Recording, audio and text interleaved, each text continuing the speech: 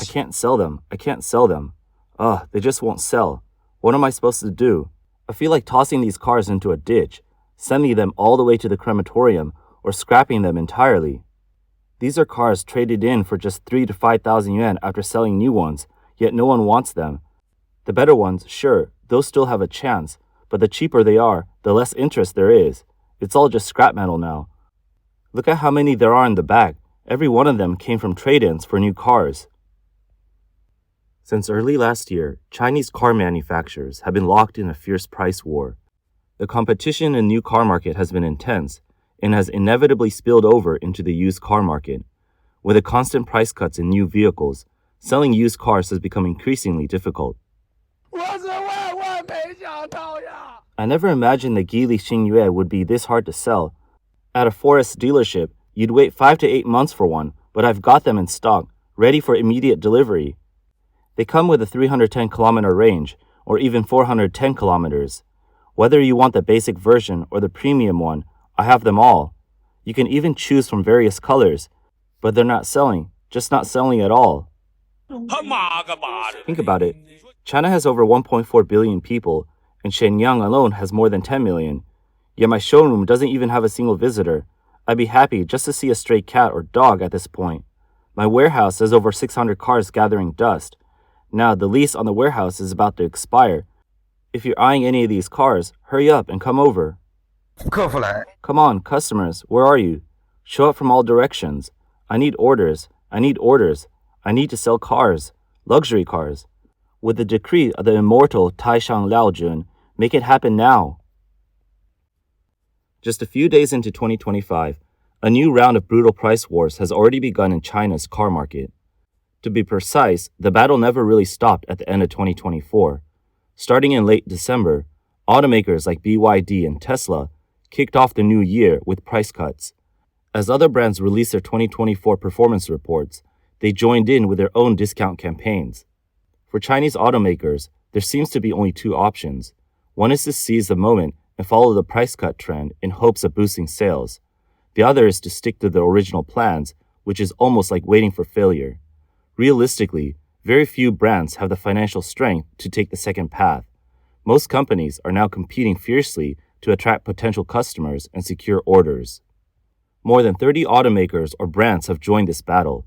These include Chery, Geely, FAW Toyota, FAW Volkswagen, Dongfeng Honda, Zeekr, and SAIC General Motors, among others.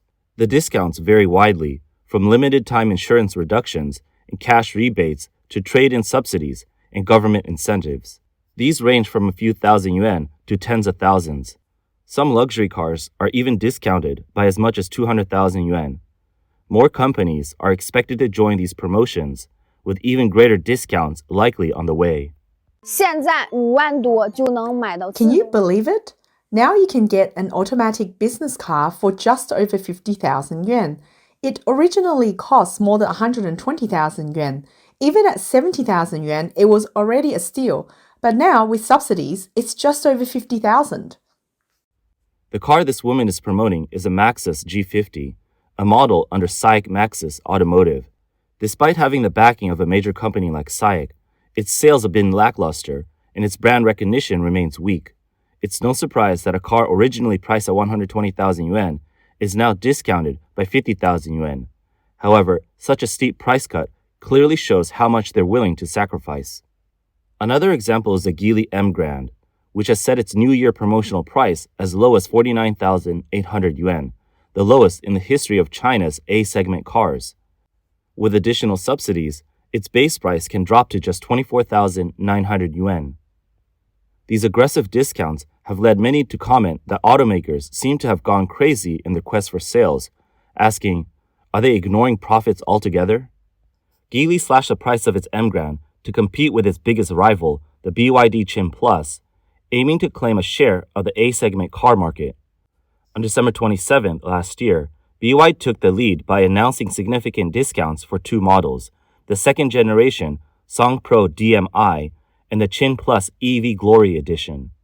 The starting price for the Song Pro DMI dropped by 13,000 yuan, while the Qin Plus EV Glory Edition saw a 10,000 yuan reduction, with both models now starting at 99,800 yuan plus additional subsidies. With Geely pricing the Emerald at half the cost of the Qin Plus, BYD is facing immense pressure. It's a bold and aggressive move. Li Auto recently announced a trade-in subsidy program valid for consumers who order and receive a new car between January 1st and the 31st. Those who don't qualify for local trade-in subsidies can receive a cash rebate of 15,000 yuan directly from Li Auto. Other companies have launched creative offers as well. IM Motors is offering 5 years of zero interest for its LS6 and L6 models, along with a 5,000 yuan insurance subsidy for trade-in customers. Zeekr is providing a limited-time 3 years of zero interest offer. Deepal offers a deal where 1,000 yuan counts as 6,000 yuan towards a purchase. The variety of promotions is overwhelming. Luxury brands are also joining the price war.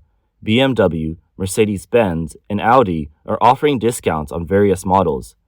Audi, for instance, is offering terminal price cuts of 25 to 27%. A Jaguar Land Rover sales representative noted that the XEL's price has dropped to 189,800 yuan, down from its official starting price of 329,800 yuan. The XFL is now priced at 269,800 yuan, reduced from 439,900 yuan. The price wars at the start of the year stem from the downturn in China's auto market at the end of last year. Despite the introduction of government subsidies in the second half of 2024, the market remains sluggish. The Chinese car market seems to be trapped in a cycle. The more prices drop, the less willing consumers are to buy. This year, there's been a strange phenomenon. Even with such large subsidies on new cars, no one wants to upgrade. What's going on? Brother Wu, who has worked in the auto industry for 18 years, has never seen an economic environment this bad. Cars aren't selling, car makers and dealers are losing money, but new energy vehicle brands keep popping up every month. Some brands disappear before you even notice them. Even beverage and dairy companies are jumping into the car-making game. How crazy is that? The prices this year are even crazier. They're dropping by tens of thousands, like it's nothing. In the past, a gas-powered car could still retain 50 to 60% of its value after 3 to 5 years. But now, if you buy an EV, you'd be lucky to sell it for just half the price just after 1 year. Resale value? Forget it. Cars have become pure consumables. If you're thinking of buying an EV, my advice is to wait a year or two. Let this current batch of EVs go through their updates, let outdated brands disappear, and let battery tech evolve into solid-state or nuclear batteries. Then make your move. Apart from capturing market share and handling fierce competition, another key reason for price cuts is inventory clearance and cash flow. Tesla, a major player in this round of price wars, exemplifies this strategy. On December 24, 2024, Tesla introduced a policy offering a 10,000 yuan discount on in-stock Model Y vehicles. Buyers could also take advantage of a 5-year zero-interest financing option, available only until January 31, 2025. Tesla's urgency to promote the Model Y was driven by the need to clear inventory ahead of the launch of the new updated version. On January 10th, Tesla launched the updated Model Y in China. A simple promotional post on social media carried the provocative tagline, "Feel free to compare." The move was seen as a challenge to Chinese automakers, sparking a wave of responses from industry leaders. The incident was quickly likened to the Battle at Bright Peak, a famous conflict from Jin Yong's novel The Heaven Sword and Dragon Saber, where major martial arts sects joined forces to attack the so-called demonic Ming cult, only to face a crushing defeat.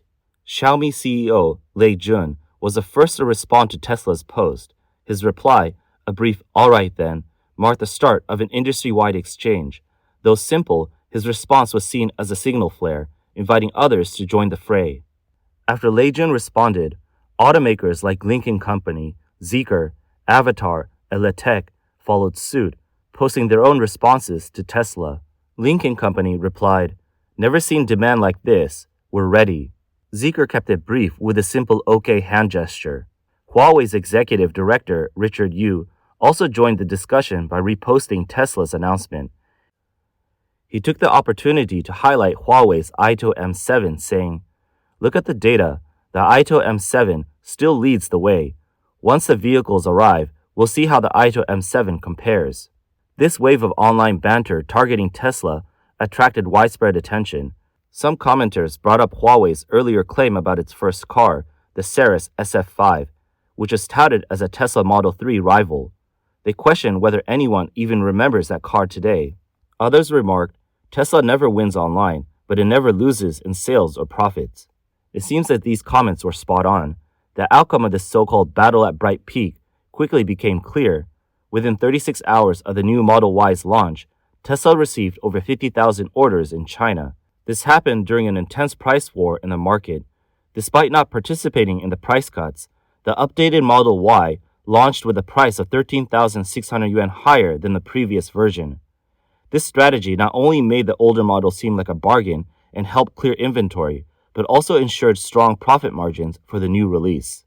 The responses from the industry leaders inadvertently gave the new Model Y a boost, essentially offering it free publicity. As one observer put it, this wasn't an attack, it was a perfect assist. Just like in the fictional Battle at Bright Peak, Tesla, often seen as the underdog in the auto industry, emerged victorious yet again. The updated Model Y has sparked widespread attention in the auto sector. This underscores Tesla's powerful influence in the industry and reaffirms the Model Y's status as a global sales leader. I was going to advise everyone to hold off on buying the new Model Y. This thing is bound to drop by at least 10,000 yuan within 6 months. Just look what happened with the new Model 3. But before I could even warn people, Tesla's pre-orders already exceeded 50,000. Sure, the pre-orders are refundable, but still, 50,000 in a single day? Isn't that a bit much? I don't get it. Why are Chinese consumers still so two-faced? When buying domestic brands, they complain there's not enough, even when they're given fridges, TVs, big sofas, 800-volt fast charging, and LiDAR, all for under 200,000 yuan. They'll still say it's too expensive, but when it comes to Tesla, they don't care about any of that. No big battery, no 800 volts. Doesn't matter. They buy it anyway. Are there really no domestic cars that can truly compete with a Model Y? When facing Tesla, the global leader in electric vehicles, Chinese automakers often find it hard not to acknowledge the challenges. A recent interview with Xiaomi CEO Lei Jun offered what many saw as a sincere and objective perspective on the situation. I genuinely believe Tesla has played an enlightening and transformative role in the global EV industry. Even now, it remains a benchmark. This is my honest opinion. I think companies like Xiaomi, which are just entering the market, should first learn from Tesla. For instance, our energy consumption is far ahead of most competitors, but there's still a gap when compared to Tesla. I think it'll take Xiaomi another 5 to 10 years to reach Tesla's level. Many companies that failed did so because they didn't respect the rules of the market. As Lei Jun noted, over the past decade, China's car manufacturing boom has been intense, like a war without gunfire. It has drawn countless companies from unrelated industries. These include internet giants, household appliance manufacturers, and even companies with no prior connection to the automotive sector, all trying to break into this challenging yet opportunity-filled field. Some of these ventures failed before even producing a prototype, often due to issues with funding, technology, or market strategy. Others managed to launch a product but eventually collapsed under fierce competition, leaving the market quietly. This, Lei Jun suggested, is the cost of ignoring industry realities. In 2024, several so-called new energy vehicle pioneers fell apart, from the bankruptcy of brands like Hi-Fi and WM Motor early in the year to recent reports of unpaid wages, layoffs, and halted operations at Neta and Jiyue. The ripple effects have left employees, customers, and suppliers deeply unsettled, putting the entire market on edge. On January 6, Neta Auto's official website went offline, displaying a message that read, "System under maintenance, please try again later." This spread widespread speculation, with many wondering if it signaled the company's collapse. Discussions about whether Neta might become the first automaker to shut down in 2025 quickly gained traction. Later that afternoon, Neta's official social media account posted a clarification, stating that the website issue had been resolved by technicians and that everything was back to normal. However, this incident further highlighted the company's struggle to retain public trust. On January 7th, reports emerged of multiple Neta 4S dealerships in Shanghai having closed their doors. 我们早上跑了2家哪吒汽车店都已经关闭了。 We visited 2 Neta auto dealerships this morning, and both had already shut down. Now we're at the third Neta 4S store. As you can see, there's already a for lease sign at the entrance. Let's take a closer look. This place seems to have closed too. This must be Neta's repair workshop. There are still many Neta signs and cars here, but the store seems abandoned. You could see some vehicles awaiting repair, just sitting here with no one to handle them. Due to unpaid rent, Neta Auto has skipped out, and these 4 display cars have been seized by the industrial park. They're covered in dust, and all the materials and office computers have already been cleared out. On January 12th, another report from Henan noted that a local Neta dealership still had 1 staff member on site. A few test drive cars were available at steep discounts, but customer interest was almost non-existent. The visitor log showed only 1 person had visited the store on January 10th. Based on the current situation, closure seemed imminent. In 2022, Neta delivered over 150,000 vehicles, surpassing brands like NIO, XPeng, Li Auto to claim the top spot in deliveries for that year. However, when the price wars began in 2023, Neta, which relied heavily on its value for money appeal, lost its competitive edge due to a lack of brand influence. By the end of the year, Neta had only achieved 51% of its 250,000 unit sales target. In the fiercely competitive market, Neta has suffered continued setbacks. The company eventually faced lawsuits from suppliers after a funding shortfall disrupted its cash flow. Although Neta's headquarters in its Tongshan factory remain operational, the company's repeated claims of an impending revival have done little to rebuild trust. Alarm bells have left Neta car owners increasingly wary, fearing a chain reaction where 4S dealerships close, after-sales services halt, and even the company headquarters becomes unreachable. For consumers, any signs of trouble from a brand can quickly lead to negative reviews, directly impacting sales. Poor sales then erode trust further, worsening the brand's reputation and leading to even lower sales, a vicious cycle. It's still uncertain if Neta will become the first automaker to collapse in 2025. However, as the year begins, economic downturns and overcapacity suggest that China's auto market will see further shakeups. The Wall Street Journal reported that XPeng CEO He Xiaopeng stated in an internal email dated December 31, 2024, "The period from 2025 to 2027 marks the elimination round in the automotive industry. Competition in 2025 will be fiercer than ever." NIO CEO William Li echoed the sentiment in the same month, saying, "Car companies cannot afford to have any shortcomings." He described the industry as entering its most competitive and brutal stage. The report highlighted that this industry shakeout is a common result of Beijing's industrial policies. Initially, the central and local governments supported favored industries with subsidies and policies. But once these industries reached a critical scale, the market shifted into a phase of intense elimination. China's auto market now faces oversupply, with demand for electric vehicles far below current production capacity. To stay competitive, Chinese automakers have turned to aggressive price cuts and sought opportunities in overseas markets. Sam Fiorani, vice president of Auto Forecast Solutions, told the Wall Street Journal that only state-owned enterprises and large private firms may survive in the end. He said, "But there will be a lot of consolidation and attrition among smaller companies, especially ones that don't have an export footprint. Even well-funded companies are not immune to challenges. In 2025, weakened economic conditions may lead to a decline in overall auto sales in China." Additionally, finding overseas markets to absorb surplus production is becoming increasingly difficult. Few markets can accommodate such large volumes, and many countries are erecting trade barriers to protect domestic industries. In October 2024, the European Union imposed tariffs of up to 45% on Chinese-made electric vehicles. That same year, the Biden administration levied 100% tariffs on Chinese EVs. Against this backdrop, the ongoing price war at the start of the year signals that competition in 2025 will be harsher than ever. For automakers, it will be a battle for survival.